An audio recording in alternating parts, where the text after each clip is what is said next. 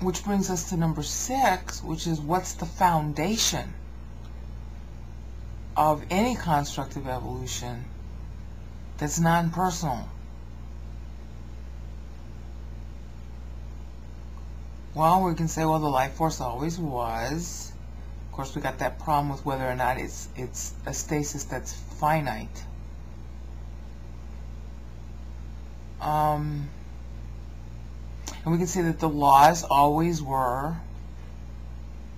Okay. But how did the laws get here?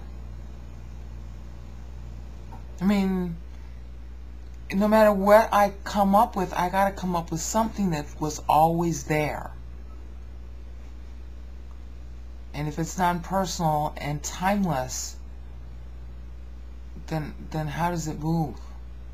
The thing that was always there in a stasis and timeless doesn't move at all. It basically directs. Alright? And you could treat it like this sort of machine that directs, that's just always there. It's just this machine, you know, like Doctor Who. I love Doctor Who. But like the problem I had with monotheism, then it's like, okay, well, what about justice?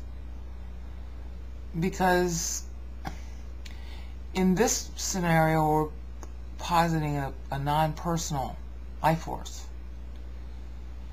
You wouldn't be calling it justice, you'd be calling it equilibrium. You know, like the concept in economics and math, everything turning to equilibrium, everything returning to a rest state. And we know that that has to happen because we got entropy. Alright, there's always a returning to something. And entropy technically means a slow dying. But in the larger sense, it means returning to a rest state. Rest, move, rest, move, rest, move. And equilibrium is fundamentally a state of rest. Okay, we can say it returns to equilibrium. We can say it moves from equilibrium. But the underlying foundation of equilibrium itself is what?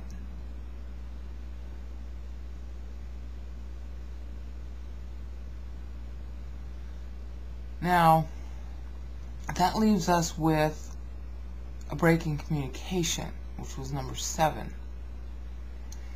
The break in communication is that we do not have the continuous evidence we would expect, although I'm going to play with that in a little bit. We don't have any transitional fossils.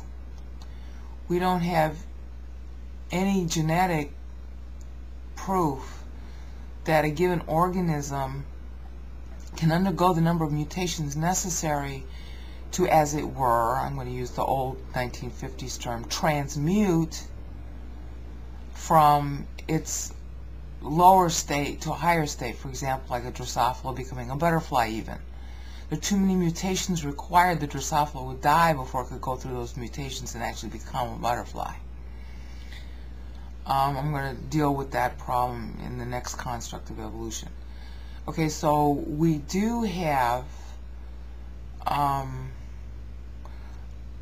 perhaps in number 8 like a letter left behind that says, if you get this letter, I'm dead, because we don't have the transitional evidence that we need. I probably haven't phrased all that the way I should. So that leaves number 9 still open. It's not the only explanation left. We got others. Okay, so we cycle back to number 1. And this time, for my construct, I'm still keeping to life, matter, and energy. Life as essentially a non-personal force, set of laws that act sort of like a machine. But this machine, this is where I'm having the problem with it. This machine itself doesn't need to maintain itself. It just sits. It's got to just sit somehow. I haven't resolved how it could just sit and yet determine everything else if it's not personal, if it's a machine. Machines have to be maintained somehow. What maintains it? But pretend I just don't know the answer to that yet, so I leave that part of the face blank. But instead of worrying about the problem I had with no transitional fossil evidence, I instead answer that in a different construct of evolution by saying, well, it isn't really evolution, although it could look like that.